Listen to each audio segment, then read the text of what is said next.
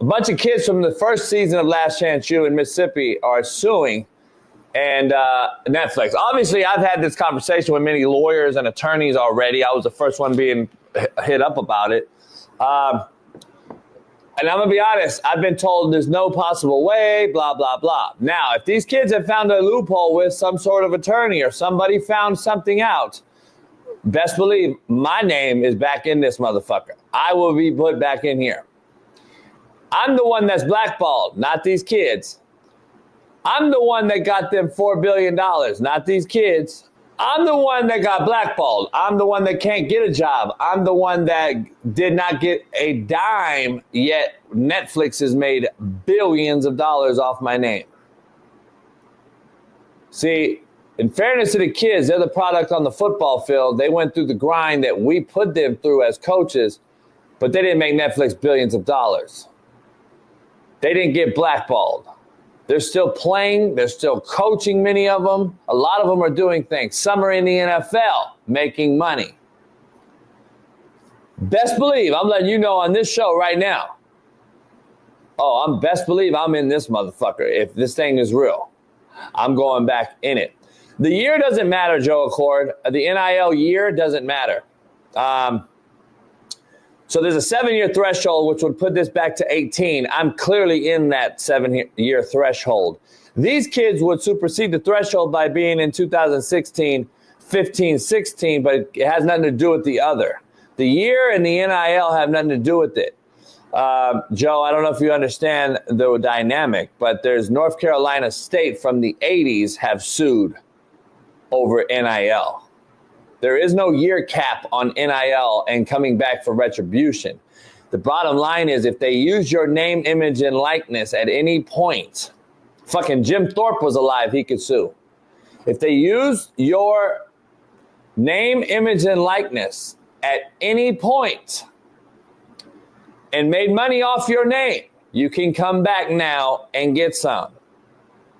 So my good friend growing up, Ed O'Bannon, high school teammate, obviously is the reason why this all started. And this is the thing that kicked it off over the NCAA college basketball game. So, Lindell White and guys are suing over NIL. There's no year cap, Joe Accord, just FYI. So I'm definitely... we all signed a document, Joe. We all signed a document. And it's called a media release. That's all I will say at this point because I don't know what's going to happen. But listen, the media release basically said, we're going to use your face. But here's the issue I have. You never offered me an attorney. You never offered me an entertainment protection. You never offered me an opportunity. It's kind of like a...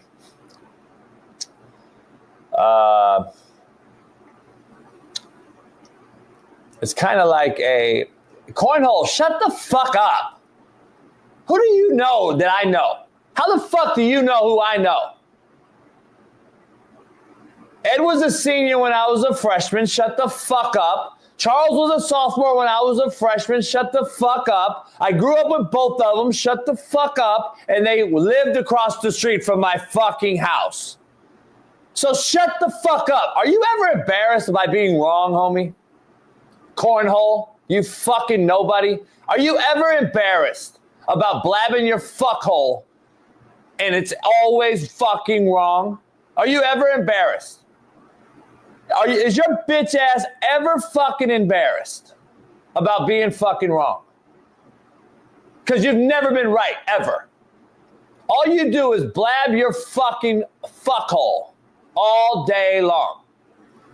Bailey, block his bitch ass, because everybody in this chat has secondhand embarrassment over cornhole, who has a name that gets fucked by dudes. Cornhole. Now get this fucking shitbird out of here. So moving on amicably. Listen, I'm not going to sit here. I know there's guys in the Twitter and shit that are talking shit about, oh, this guy thinks he's something and he's not. Well, the fact of the matter is, my 2 seasons was the most watched Netflix binge show in the history of Netflix. That's just fact. So you can claim it as you want. You can say to whoever they're the reason for it. Go ahead. I don't give a fuck. All I know is I was on the motherfucker and I was the head coach on it. So I think there's a little bit of retribution coming my way if this thing goes through. I'm going to keep it like that since you want me to be so humble. But since I'm not humble, yeah, I am the fucking reason the show's the number one watch show. So now, guess what? Shut the fuck up.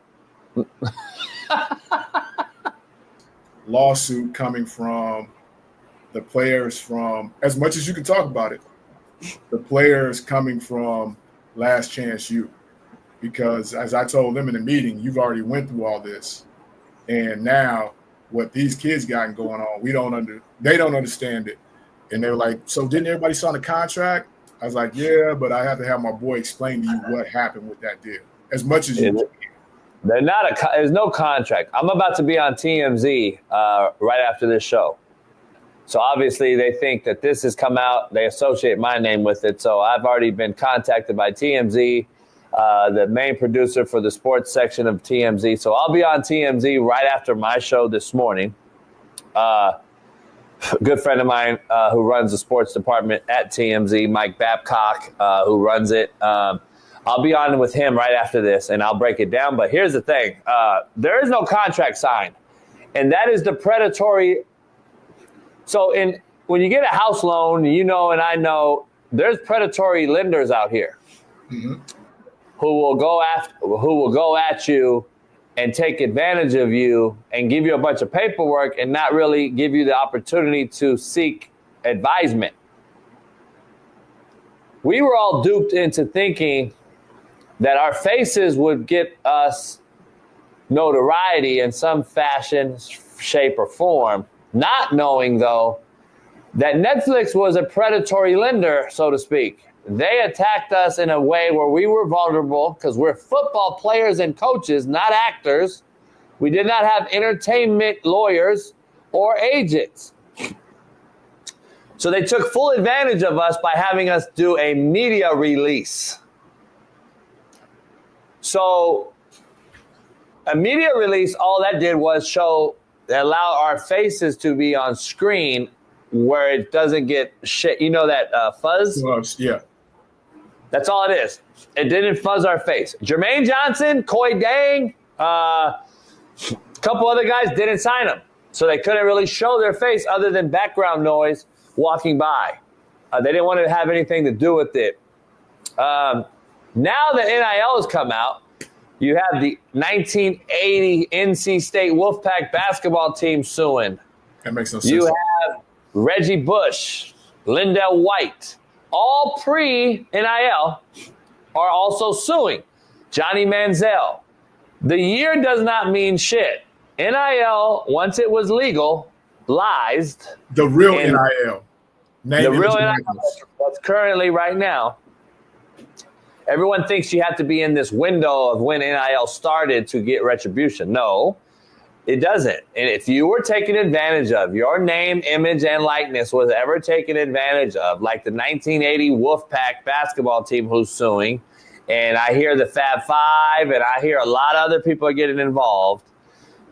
If you sold their jerseys, such as a Johnny Manziel, and you made millions off that jersey, those kids now they think anyway that they have some sort of recourse on getting money from their name, image, and likeness. Well, I know for a fact certain numbers. I know what Netflix made off my name, image, and likeness. I also know what has happened to me because of 400 million people watching that show. A, I'm blackballed from coaching. B, I'm unemployed in the coaching profession. And C, they have used my name, image, and likeness to make billions of dollars. Yes, B word, billion. And I've yet to make a dime.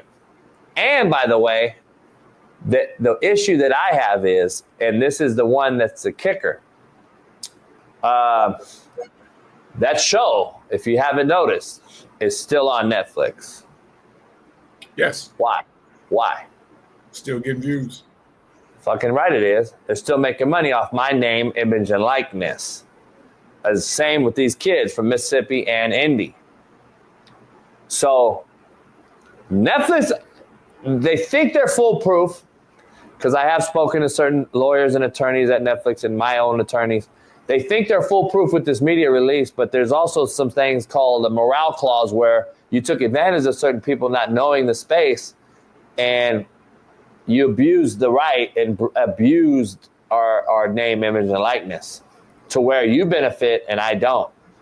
There's a problem, because if you allow certain guys to go back and get paid for these things from video games, Ed O'Bannon, who was my high school teammate, all these different people who started it all, then I don't see what the difference is here.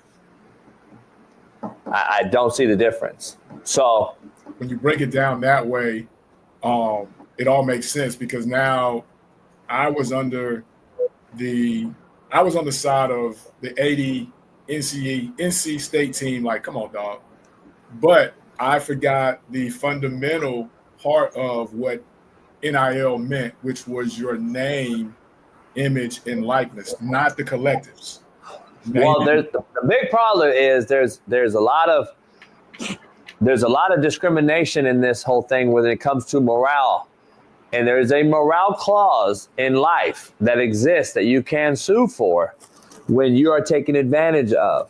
They took advantage of a bunch of cats that had no clue how this game ran in the entertainment business and the entertainment world. And here's an even better case that we have that people aren't going to talk about, and you guys won't understand. First of all, it was not a reality show, Joe Accord. You got to stop spitting false information out here, brother. This is not a reality show. So you're wrong, Joe. Again, you got to pump your brakes, homie. I'm trying to help you.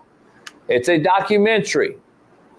Completely different than a reality series. A reality series is scripted. A documentary is not. A documentary actually gives us an in this name, image, and likeness thing. A reality show does not, because a reality show would have fucking paid us, Joe.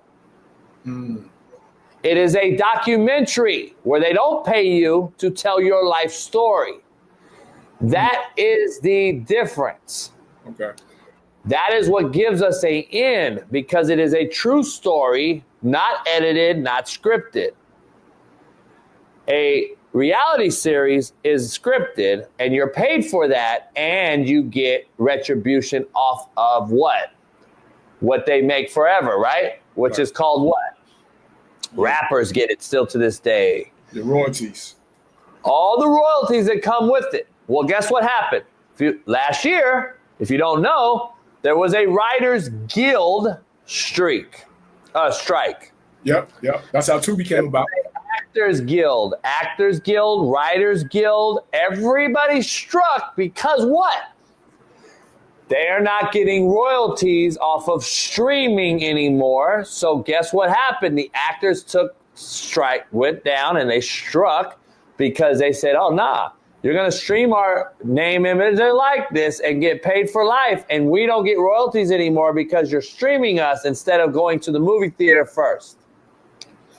So I have some recourse in that regard, too, because I'm still in that time frame.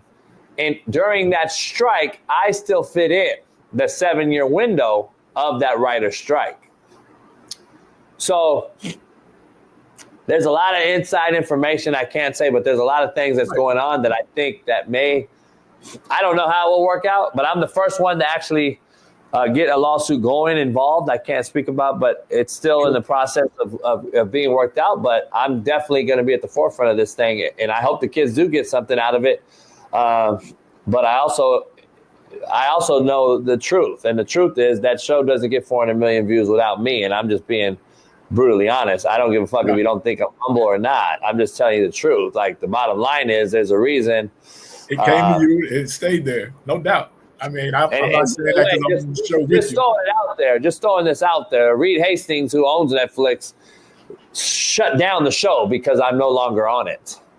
That's fact. It was not the so same. that's not cap. That's not cap. They tried it in Oakland. They tried to go to Oakland one time, and it didn't work out. And they reached back out and said, JB, you ever going to get another job? I'm like, probably not because of you. And they said, well, then we're not going to do football anymore. And they said, we're not going to do football anymore. And that's what happened. They tried to cover me at Indy as long as I was there. They would have been there still, in my opinion, if I was still coaching at Indy. That's just my honest opinion. But by then I would have figured out they would have had to pay me something, right? There's no doubt. Yeah, come to the table. But at the same time, we were taken advantage of, and that is a real thing in some sort of facet. You could say we signed a media release that's ironclad in their views, but there's also some loopholes in there where it's not so ironclad, and that's the part that I'm going to try to poke at. And listen, I'm not a guy to sue anybody. I've never done it in my life. I think it's bitch made. I accepted it. This is the way it is. But if someone else is going to get paid from it, then goddamn it, come see me. I'm tired of being nice. Fuck it. All these motherfuckers are snitching now anyway. We live in a snitch-ass environment by some snitch-asses and a bunch of tell-on-each-other-ass cats. Fuck it. Give me my money then. Hey, sorry for taking the show sideways, man, but people wanted to know in the office, in the building. Nah, it was on our docket anyway, so we already had talked about it a little bit earlier. So EA Sports come holler at you or no? Nah, EA Sports use my fucking name, image, and likeness too. Don't trip. They're on my radar too. My attorneys are looking into EA Sports too. I may be giving EA Sports a call too. Trust me, EA Sports is also using my name, image, and likeness, and I know some numbers on that too. They do not sell that many video games without my name, image, and likeness, and I'm just telling you, regardless if they use my name on their actual product or not, they use my videos, though, to promote EA Sports. They never reach out to me. They never ask me. But we know McAfee and everyone else brought me on the show for a reason. And I know for a fact EA Sports paid Netflix for certain usage of my name. But guess what? I'm not getting paid. Fuck that. I got a fundamental problem. That shit actually irks me when these motherfuckers are out here using my shit more than anybody. They're not using no players on EA Sports. They're using me. And they never came to see you. Fuck no. They didn't call me one time. Wow. So. Wow. Buddy Stevens didn't get paid, G Wizzy. G Wizzy, you're like cornhole, homie. You say a lot of shit that's so fucking ignorant and dumb that you embarrass me. That's why I blocked your dumb ass before. You don't know what the fuck you're talking about. Stop acting like you do. Shut the fuck up. You act like I don't know the producer of the fucking show, G Wizzy. Holy shit. My show tripled their show in numbers, by the way. If he got paid, don't you think I would know, you fucking moron? Because you came after him, right? Yeah. These guys say the dumbest shit, and they swear they know shit. Like, you're fucking embarrassing. You got to get out your mom's basement, homie, and go do some more research. So let's dive into some things, man. At least Joe Accord knows when he's wrong and admits it. G Wizzy, you don't, because you have what's called small dick syndrome. And when you got a small dick, you always go think you fucking know more than everyone else. You don't. You got small dick syndrome.